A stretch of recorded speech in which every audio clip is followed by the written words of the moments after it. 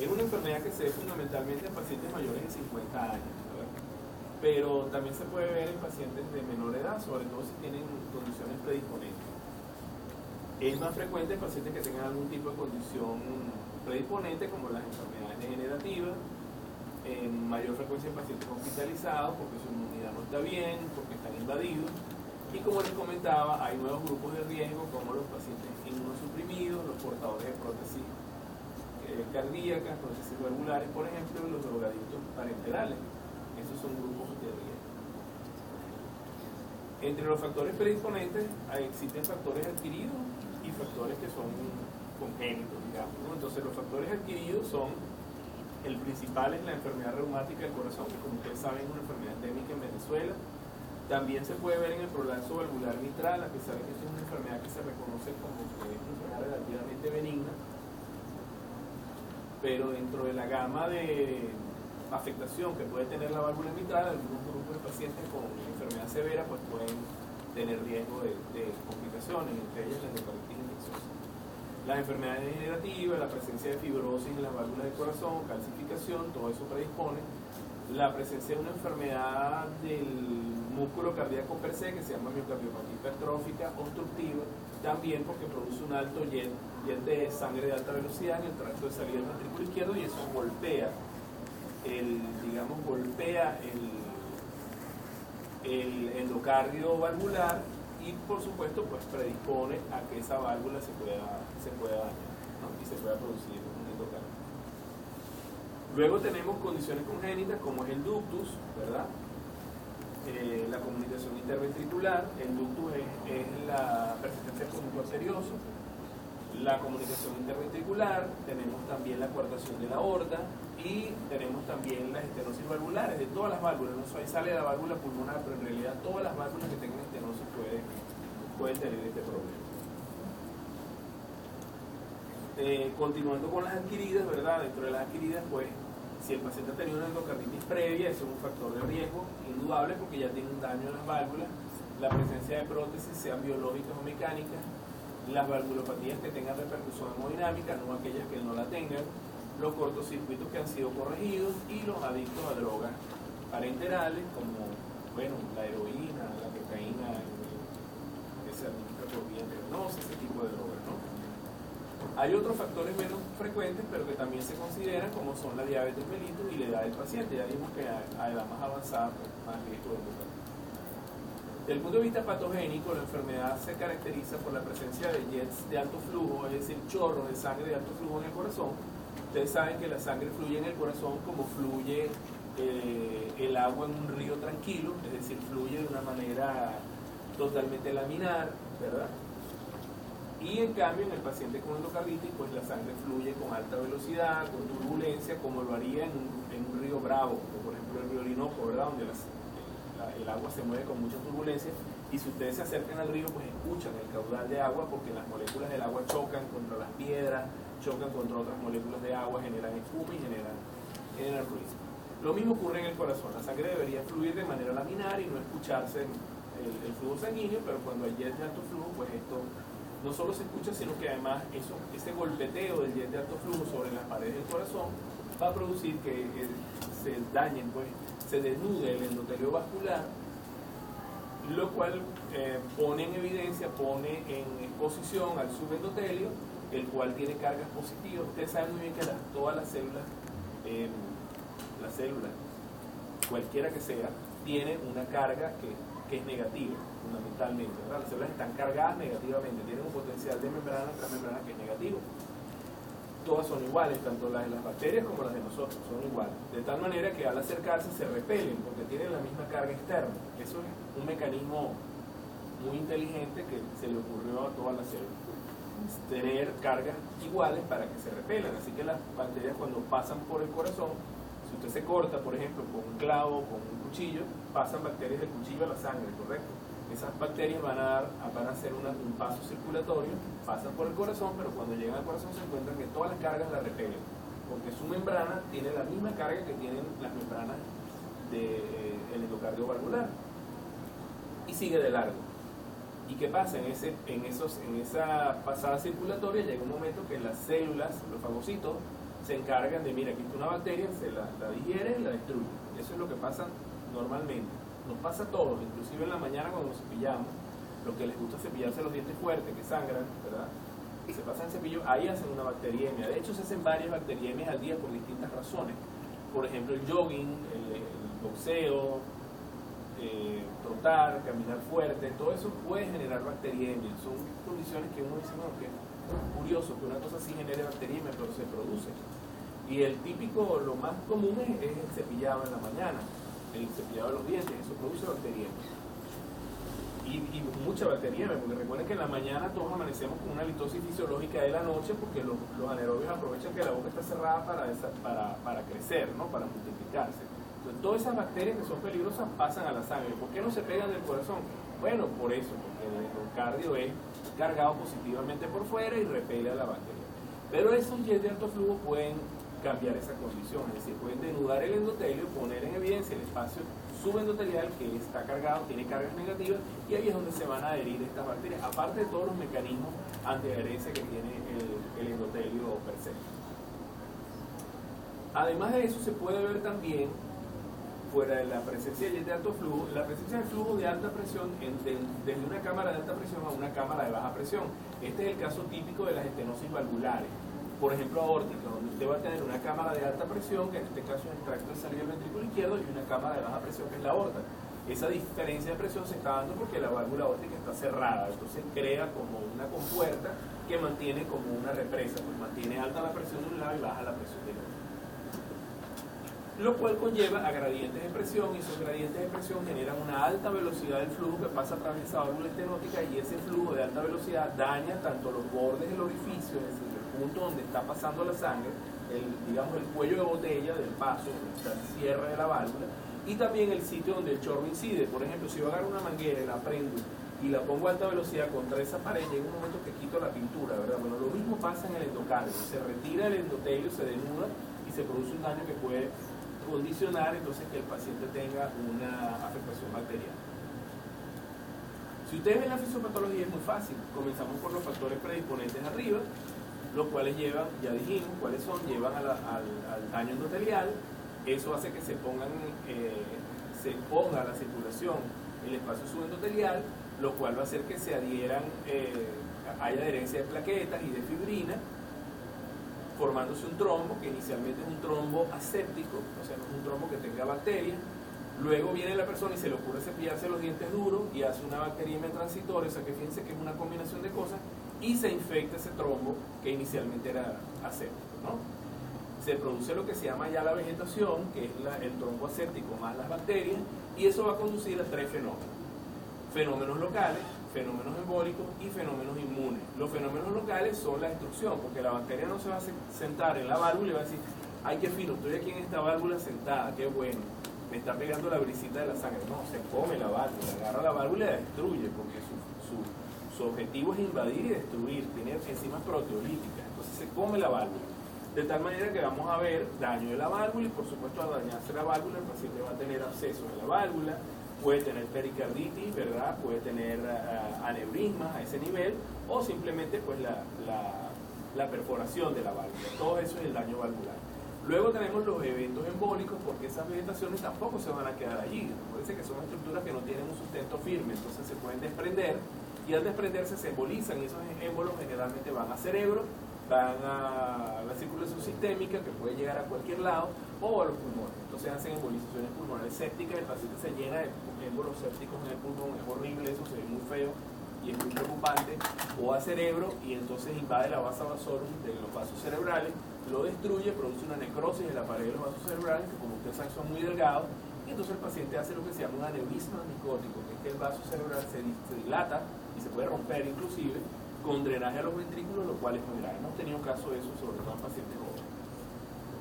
Y las embolizaciones sistémicas, que dan tanto síntomas que son relativamente inocuos para la vida, que no comprometen la vida, como síntomas muy graves, por ejemplo las embolías mesentéricas, que son muy graves, porque el paciente hace isquemia mesentérica, se perfora el intestino, hace una sepsis de punto de partida peritoneal y muere. Es realmente muy grave.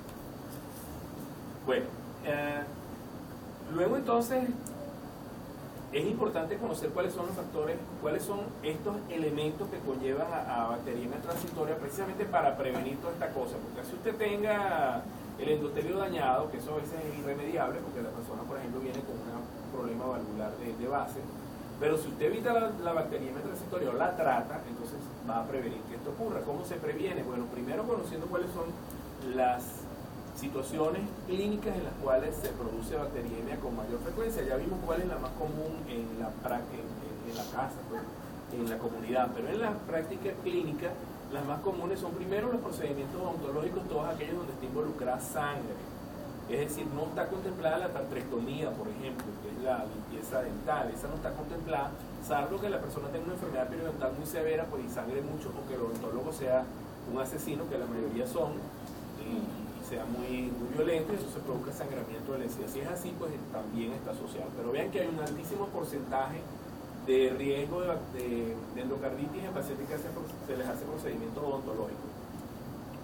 Luego tenemos las endoscopias, sobre todo las endoscopias rígidas de vías respiratorias altas, cada día son menos, ¿no? Hoy día casi todas son con endoscopio flexible, y lo mismo que la de vías urinarias y vías digestivas. Cuando es con endoscopio flexible no tiene problemas, pero con el endoscopio rígido, que es más traumático, pues el riesgo es alto. Les decía que los pacientes con prótesis valvulares tienen un alto riesgo de endocarditis, como podemos ver en esa válvula protésica, que ustedes ven el anillo de sutura aquí afuera, ¿verdad? Y vemos la gran cantidad de vegetaciones en esta válvula que fue explantada de un paciente, destruida completamente. Vean los orificios que tiene, está perforado, está destruido aquí el anillo, este es el anillo de sutura, por una endocarditis infecciosa. Los estragos que produce la endocarditis en el corazón son muy graves. Hay pacientes que realmente la destrucción es masiva, donde se producen fistulizaciones de una cámara a la otra del corazón, se producen aneurismas, o ruptura de una cámara hacia la otra, o ruptura hacia el pericardio, lo cual conlleva la muerte súbita, porque se produce un hemopericardio con un taponamiento cardíaco, o ruptura de una cámara de alta presión hacia una cámara de baja presión, por ejemplo, de la aorta hacia la aurícula, o del tracto cerebral hacia la aurícula, y entonces el paciente hace un edema agudo de pulmón intratable.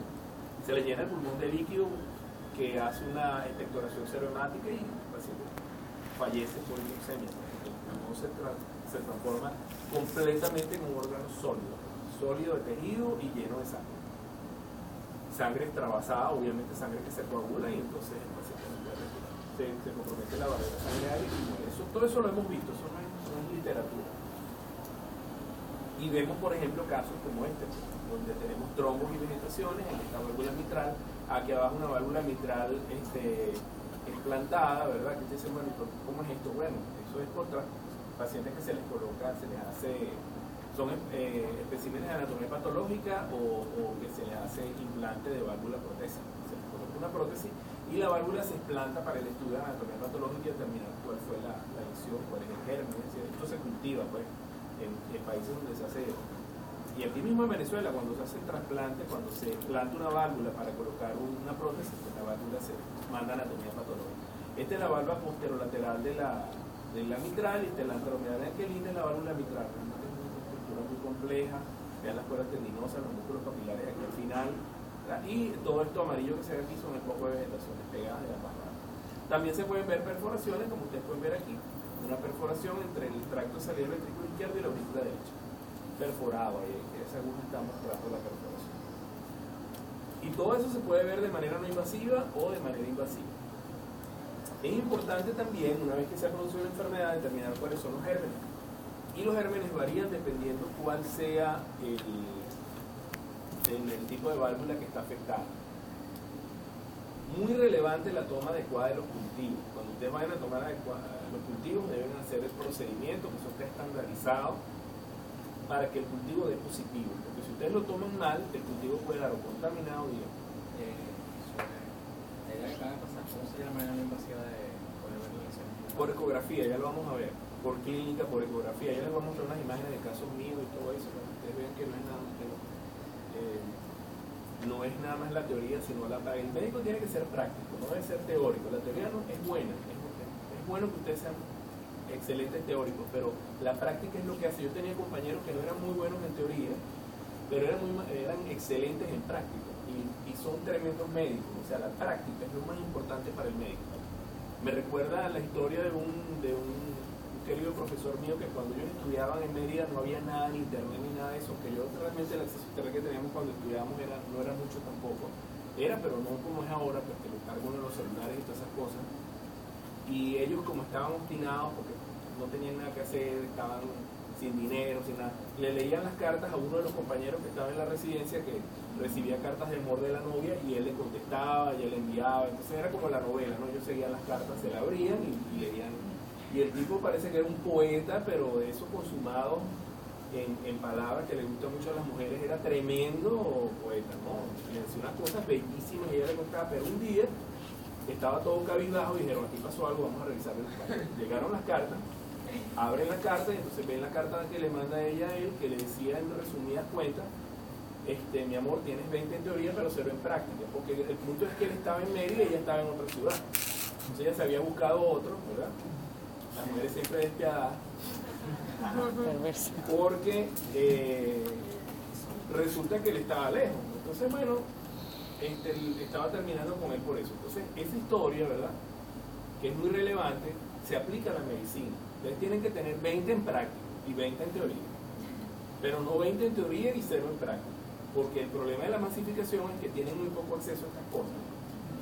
Entonces mis clases siempre están orientadas desde el punto de vista práctico, o sea, lo que yo les digo es porque lo he vivido, no se lo estoy diciendo porque me lo leí de un libro, se lo digo porque lo vivo y lo practico a diario. Todo lo que hablemos lo vamos a practicar y lo vamos a ver en los pacientes, porque esa es la importancia de la medicina.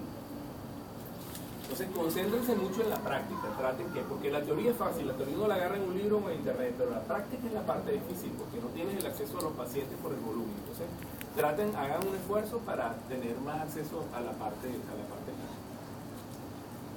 Bien, entonces les decía que, retomando el tema, la endocarditis puede variar el germen dependiendo de cuál válvula esté comprometida, y que ustedes deben aprender a tomar los cultivos, y la cantidad de sangre que se toma para los cultivos es grande, más de lo que uno se imagina. Hay que tomar 30 cc de sangre en cada uno de los frascos, y tienen que hacer por lo menos 3 frascos con 1 hora de separación entre un frasco y otro, de tal manera que es un volumen grande. No es lo que uno piensa que agarras y sacas 5 cc y lo metes en un cultivo, no. Se tiene que tomar una muestra grande, se tiene que hacer en frascos especialmente diseñados para eso y bajo unas condiciones de asepsia especiales, donde se limpia muy bien el antebrazo, se flamea todo lo que se está usando. ¿Con qué intención? Con la intención de que no se cuele un germen parásito, un germen que esté ahí contaminante, porque entonces llegamos a una conclusión errónea, ese no es el germen que está produciendo porque lo que queremos es identificar el germen que está produciendo la endocarditis, no cualquier germen que tenga el paciente en la piel o que esté en alguno de los elementos del equipo que se está usando para la toma de la muestra. Muy bien. Pero podemos orientarnos empíricamente cuáles son los gérmenes más comunes. ¿Con qué objetivo? Con el objetivo de no darle chance al germen para que destruya más, sino comenzar el tratamiento de una manera precoz antes de que se produzca el daño de la válvula, que es lo que marca el mal pronóstico del paciente a largo plazo. Entonces, no es profiláctico, en este caso es tratamiento curativo pero empírico. El profiláctico es cuando el paciente no tiene la enfermedad. Aquí ya la tiene, pero no tenemos el cultivo todavía y tenemos que esperar 72 horas. Ustedes no van a esperar 72 horas para poner el antibiótico. Le comienzan el antibiótico inmediatamente. Entonces, ¿qué antibiótico les ponemos? Diga. Un antibiótico de amplio espectro. Claro, siempre se utilizan antibióticos de amplio espectro. Recuerden que si usted tiene un enemigo que usted busca, usted le va a dar con el palo y con la piedra, con las dos cosas. No te vas a ir con la piedrita y entonces te lo vas a encontrar con un bate, ¿entiendes? Tienes que ir tú con el bate y la piedra, las dos cosas, lo que te den las manos. Entonces tienes que ir sobre seguro. Pasa con la endocarditis que tienes que utilizar antibióticos de amplio espectro que sean bactericidas, no bacteriostáticos, y 2 antibióticos como mínimo, porque hay que darle hasta con los pies al germen. ¿Por qué? Porque tú quieres garantizar que la válvula no se te dañe, porque el problema es que si el paciente sale con la válvula buena va a vivir lo mismo que vive cualquier otra persona, pero si sale con la válvula mala, la válvula mala le va a marcar el pronóstico al paciente, le va a quitar sobrevida, entonces eso es lo que no queremos. Bien, entonces si me dejan hablar, ¿verdad?, para terminar de darles la idea, ahora comentamos las dudas. Tenemos 2 tipos de válvulas que pueden estar afectadas: la válvula nativa, que es la válvula propia del paciente, la que le puso Dios, y estos son los gérmenes más comunes. El germen más común, y esto es pregunta de examen, en todos los libros sale, de la endocarditis de válvula nativa, es el Streptococcus viridans, este que está aquí.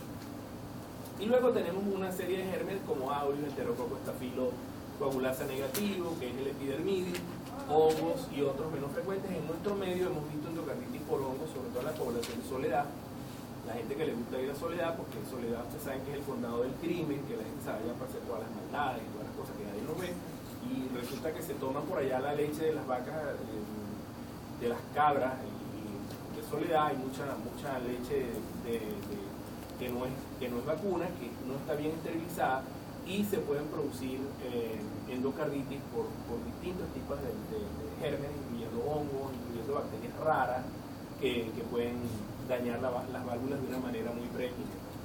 Luego tenemos la endocarditis de válvula protésica, que se divide en temprana y tardía. En la temprana, es decir, en la que es muy agresiva y que el paciente evoluciona muy rápidamente, el más común es el Staphylococcus epidermidis, seguido del Staphylococcus aureus, pero también podemos tener bacilos gram negativos, hongos, enterococos y viridians, vean que es el germen menos común. Y luego en la tardía, pues puede ser viridians, pero no es tan común como en la temprana y agresiva. Puede ser Staphylococcus coagulasa negativo, aureus, bacilos gram negativos y los hongos. Son los gérmenes más comunes. Yo quisiera comentar en la endocarditis de válvula nativa, ¿verdad? Hay un grupito que nos salen estas láminas, que es el grupo ASEC, H-A-C-E-K. Ese grupo es un grupo de gérmenes que se llama grupo de gérmenes de crecimiento lento. Esos gérmenes hay que dejar el cultivo por lo menos una semana para que salgan positivos. Afortunadamente son poco frecuentes, pero ese grupo ASEC es típico de endocarditis. O sea, si usted tiene una endocarditis infecciosa, mejor dicho, te lo voy a parafrasear de otra manera. Si usted tiene un cultivo de sangre en un paciente con fiebre que da positivo para el grupo ASEC, eso es una endocarditis hasta que se demuestre lo contrario. Si usted tiene una sepsis por Streptococcus viridans, bueno,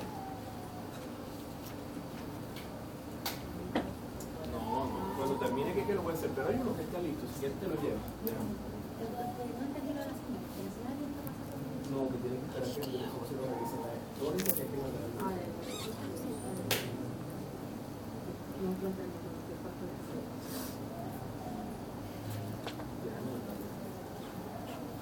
Disculpa la interrupción. Puede ser Lercadir, Sanvivir o Lergas, ¿ok?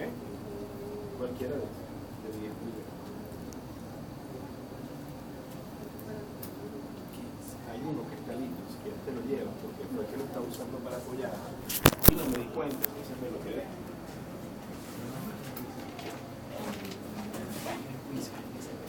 ¿Qué es este? Este sí que es el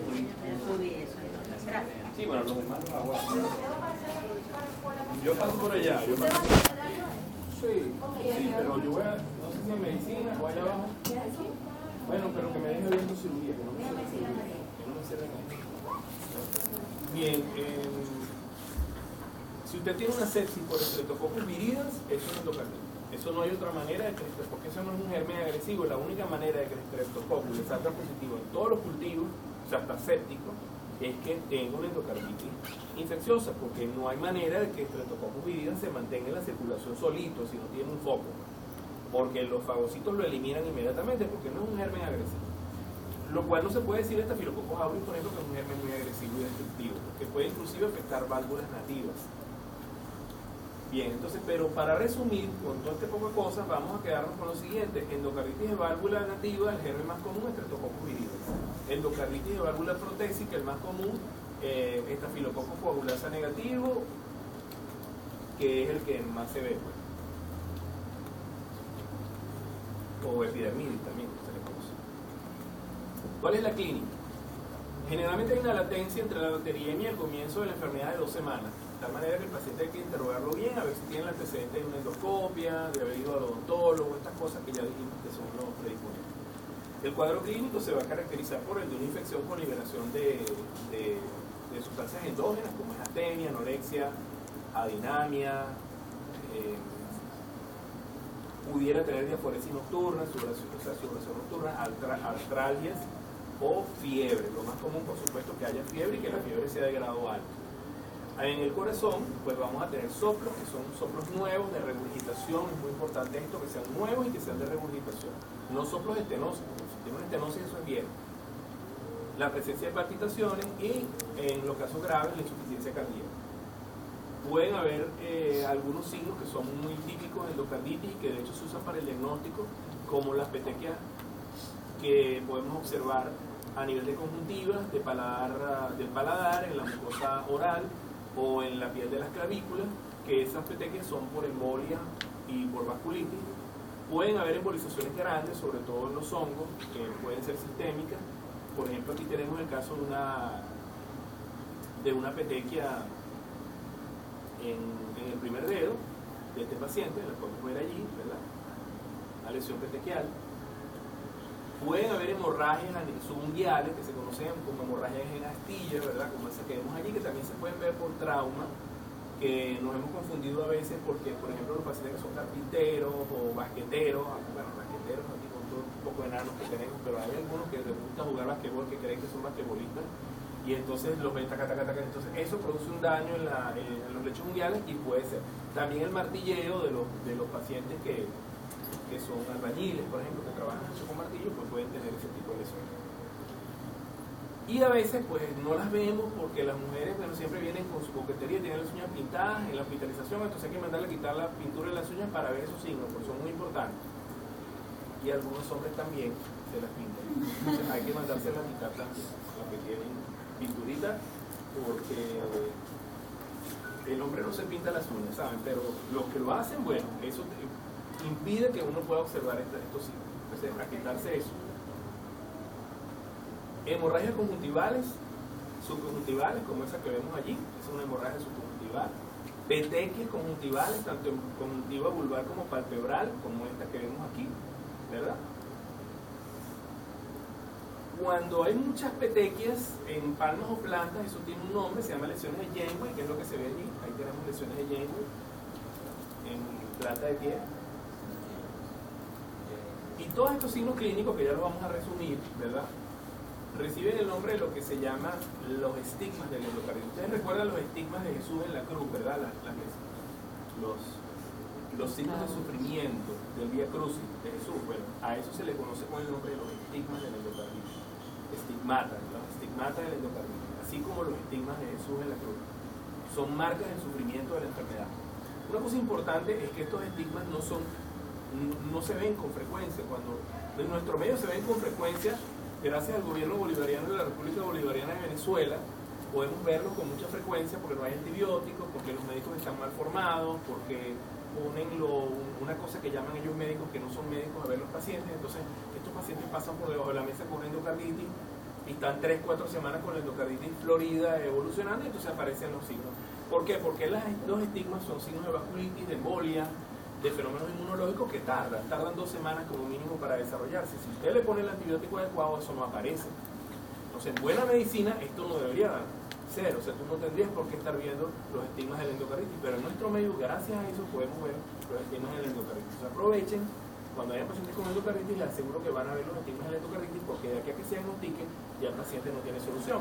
Entonces, ya tiene toda la endocarditis florida desde el punto de vista clínico. También es importante que con todo esto el diagnóstico de la endocarditis es clínico. Usted no necesita ningún método de nada ni ser un genio para diagnosticar. Con solo decirle, mira, enséñame las manos, enséñame las palmas, las plantas, déjame verte las uñas, déjame verte la boca adentro. O sea, un buen examen clínico usted hace el diagnóstico de endocarditis en un paciente que tiene fiebre, dígame. ¿Cómo se llama? Janeway. Ya lo vamos a ver. ¿Cómo se hace el diagnóstico? El diagnóstico se hace clínico, ya les dije, un diagnóstico clínico, un paciente que tiene una cardiopatía, o sea, tiene un SOFI y tiene fiebre. El laboratorio va a tener anemia, leucocitosis, trombocitopenia. En la orina puede tener hematuria, eso es por inmunocomplejos que viajan al riñón, pues, y se depositan en el riñón y son atacados por los macrófagos, y entonces liberan enzimas proteolíticas y se produce hematuria. Hay una glomerulonefritis por inmunocomplejos. Y el diagnóstico básicamente es por el cultivo, el diagnóstico de precisión, pues el diagnóstico específico es por cultivo. Los hemocultivos seriados bien hechos deben dar positivos en el 95% de los casos o en el 100% de los casos, si están bien hechos.